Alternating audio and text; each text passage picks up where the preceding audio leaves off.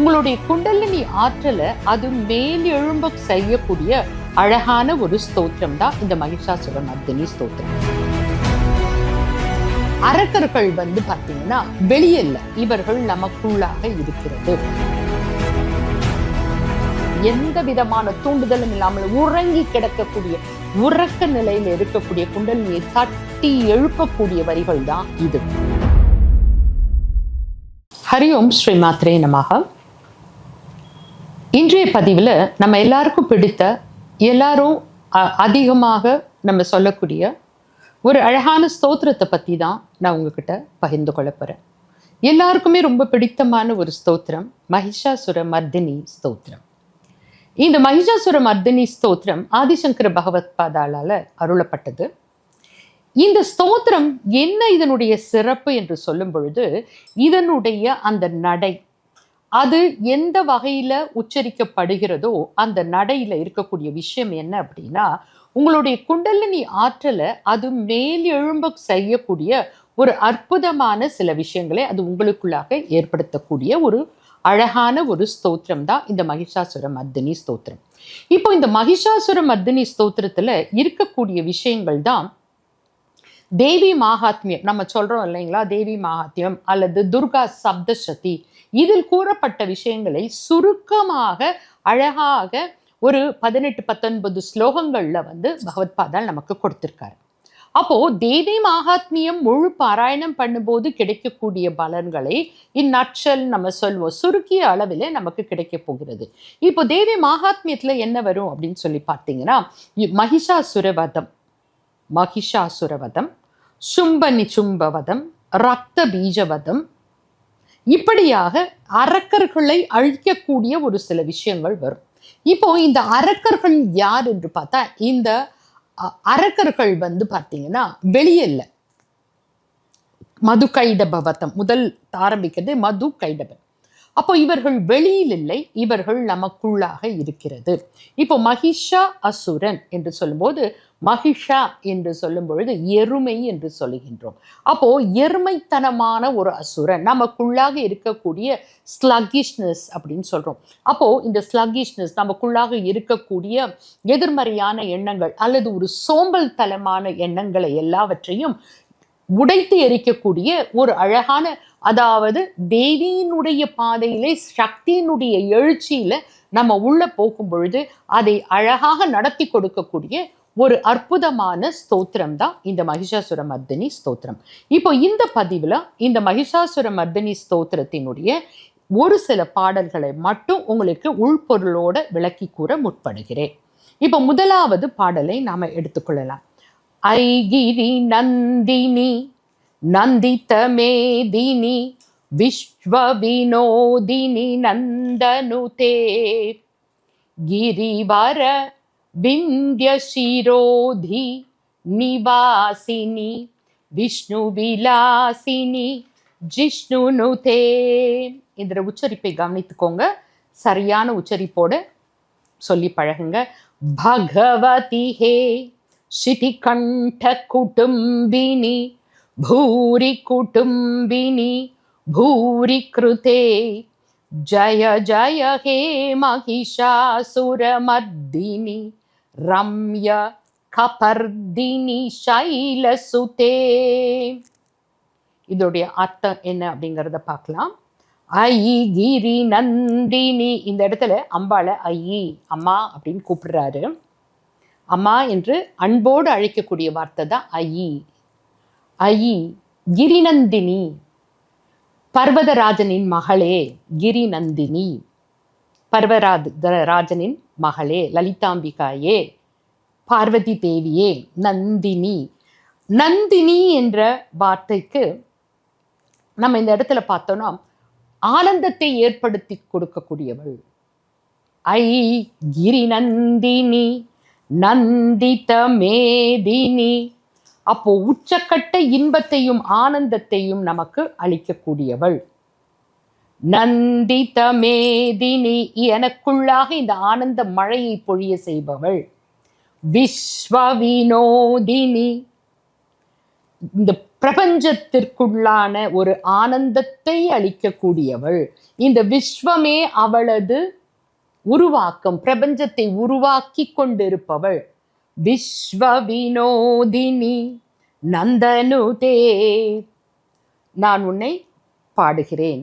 நந்தனுதே கிரிவர விந்திய சிரோதி நிவாசினி, மலைகளின் முகடுகளிலே, விந்திய மலைகளின் முகடுகளிலே வாழக்கூடியவள். சிரோதி நிவாசினி. விஷ்ணு விலாசினி, விஷ்ணு, விஷ்ணு என்றால் எல்லா இடத்திலும் பரவி இருக்கக்கூடிய.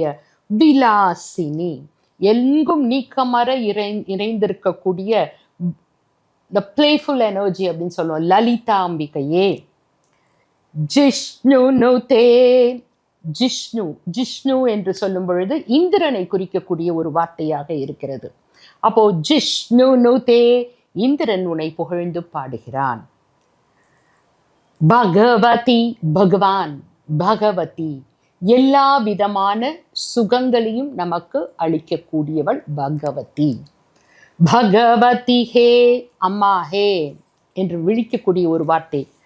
சிதி கண்ட குடும்பினி, சிதி கண்டம், நீலம், கண்டம் கருத்தவர், நீல நிற கழுத்தை உடைய சிதி கண்டன், சிவனின் குடும்பினி, மனைவியாகப்பட்டவள். சிதி கண்ட குடும்பினி பூரி குடும்பினி. பூரி என்று சொல்லும் பொழுது எல்லாவற்றையும் உள்ளடக்கியது. ஜெகன் மாதா, ஸ்ரீ மாதா, ஸ்ரீ மாத்ரே. பூரி குடும்பினி, பூரி கிருதே, அனைத்தையும் உருவாக்குபவள், பிரபஞ்சத்தை உருவாக்குபவள். பூரி கிருதே ஜய ஜய ஹே மகிஷாசுர மர்தினி, உனக்கு வெற்றி உண்டாகட்டும். மகிஷ அசுரனை கொன்றவள். எனக்குள்ளாக இருக்கக்கூடிய இந்த சோம்பல், எனக்குள்ளாக இருக்கக்கூடிய உறங்கி கிடக்கக்கூடிய எனது குண்டலினியை தட்டி எழுப்பக்கூடியவள். மகிஷாசுர மர்தினி ரம்ய, ரம்ய என்றால் ஆனந்தமான, அழகான. கபர்தினி, இந்த இடத்துல அம்பாளை எப்படி நம்ம சொல்றோம்னா கபர்தினி. கபர்தினா ஜடாமுடியோட, சிவனுக்குடைய முடியை போலவே அம்பாளோட கேசத்தை பற்றி இந்த இடத்துல நம்ம சொல்றோம். கபர்தினி சைலசுதே, சைலம் மறுபடியும் பர்வதங்களின், பர்வதம் சுதே, பர்வத ராஜகுமாரி, பர்வதங்களின் புத்திரியே. இப்ப பாருங்க, இந்த அர்த்தத்தோட இந்த பாடலை நம்ம இப்ப படிக்கலாம். என்னோட சேர்ந்து நீங்களும் படிங்க. ஐகிரி நந்தினி நந்தித மேதினி விஸ்வவினோதினி நந்தனுதே கிரிவர விந்திய சிரோதி நிவாசினி விஷ்ணு விலாசினி ஜிஷ்ணுனுதே भगवती हे शितिकण्ठ कुटुम्बिनी भूरि कुटुम्बिनी भूरि कृते जय जय हे महिषासुरमर्दिनी रम्य கபர்தினி சைலசுதே. இப்போ பார்த்தீங்கன்னா இந்த வரிகளை நீங்கள் பாடும் பொழுது உங்க மனம் எந்த இடத்துல நிற்கணும்னா அவங்களோட மூலாதாரத்துல நிற்கணும். ஏன்னா அந்த மகிஷன் என்று கூடிய அந்த அசுரனாகிய ஸ்லகிஷ்னஸ், இனர்ட்னஸ் என்று நம்ம சொல்றோம். அதாவது நம்ம எந்த விதமான தூண்டுதலும் இல்லாமல் உறங்கி கிடக்கக்கூடிய, உறக்க நிலையில இருக்கக்கூடிய குண்டலினியை தட்டி எழுப்பக்கூடிய வரிகள் தான் இது. அப்போ இந்த உங்களுடைய பாவம் எங்கே இருக்க வேண்டும்னா உங்களுடைய மூலாதார சக்கரத்துல மனம் நிலை பெற்று நிற்க இந்த வரிகளை நீங்க சொல்லி, இந்த ஒரு பாடலை நீங்க தொடர்ந்து சொல்லிக்கிட்டே இருந்தீங்கனாலே குண்டலினி சக்தி எழும்பும். பார்த்தீங்கன்னா இந்த பாடல்ல ஜெகன்மாதாவாக அவளை நம்ம வழிபடுகிறோம், விஸ்வ வினோதினியாக நம்ம பிரபஞ்சத்தை ஆனந்தப்படுத்துபவளாக நம்ம அவளை இந்த இடத்துல வழிபடுகிறோம். விஸ்வம் என்றால் எல்லா இடத்திலும் நிறைந்து நீக்கமர நிறைந்திருப்பவளாக இந்த இடத்துல வழிபடுகிறோம். பூரி குடும்பினி பூரி கிருதே, இந்த பிரபஞ்சமே அவளது குடும்பம். அப்போ உன்னதமான மாதா ஸ்ரீ மாதாவாக நம்ம அவளை வழிபடுகிறோம். பூரி கிருதே, பிரபஞ்சத்தை உருவாக்குவளாக அவளை இந்த இடத்துல அழகாக நம்ம வழிபடுகிறோம்.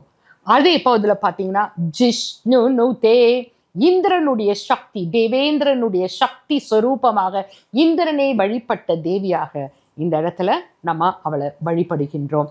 அப்போ பார்த்தீங்கன்னா கபர்தினியாக அவளை வழிபடுகிறோம். சிவனுடைய உடலில் பாதியை எடுத்துக்கொண்டவள். ஏன்னால் கபர்தின் நீ என்று சொல்லும்பொழுது ஜடாமுடியோட அவள் எல்லா இடத்திலும் வியாபித்து இருக்கிறாள். சித்தி கண்ட குடும்பினி. அப்போ பார்த்தீங்கன்னா இந்த இடத்துல பிரம்மா, விஷ்ணு, சிவா, இந்திரா அத்தனை சக்திகளின் தொகுப்பாக நம்ம அம்பாளை இந்த இடத்துல நம்ம வழிபடுகிறோம். குண்டலினியுடைய மொத்த ஸ்வரூபமாக இந்த இடத்துல வழிபடுகிறோம். மூலாதாரத்துல உறங்கி கிடக்கக்கூடிய அந்த சக்தியை தட்டி எழுப்புவளாக இந்த இடத்துல இந்த முதல் பாடல்கள்ல ஆதிசங்கர பகவத் பாதாள் மிக மிக அருமையாக இதை நமக்கு கொடுத்திருக்கிறாரு. மகிஷாசுர மர்தனினுடைய உன்னதமாக அதுல அடங்கி இருக்கக்கூடிய உன்னதமான ரகசியங்களை அறிந்து கொள்ளணும்னா தொடர்ந்து இணைந்திருங்கள். மகிஷாசுர மர்தனி ஸ்தோத்திரத்தினுடைய முழு விளக்கமும் அதை எப்படி ஒரு குண்டலினி சாதனையாக மாற்ற முடியும் என்பதையும் குறித்த ஒரு அழகான வகுப்பு நம்மிடத்துல நடைபெற்று கொண்டிருக்கிறது. மகிஷாசுர மர்தனியுடைய பிற ஸ்லோகங்களை எங்களுடன் இணைந்து நீங்கள் கற்றுக்கொள்ள விரும்பினால் எங்களை தொடர்பு கொள்ளலாம். ஆங்கிலத்துல இந்த வகுப்புகள் நடைபெற்று கொண்டிருக்கிறது. அனைத்தும் ஒரு குண்டலினி சாதனையாக உங்களுக்கு கற்றுக் கொடுக்கப்படும். ஸ்ரீமாத்ரே நமக. அன்னையின் பரிபூர்ண அனுகிரகம் உங்களுக்கு கிடைக்க பிரார்த்தித்துக் கொள்கின்றேன். ஸ்ரீமாத்ரே நமக.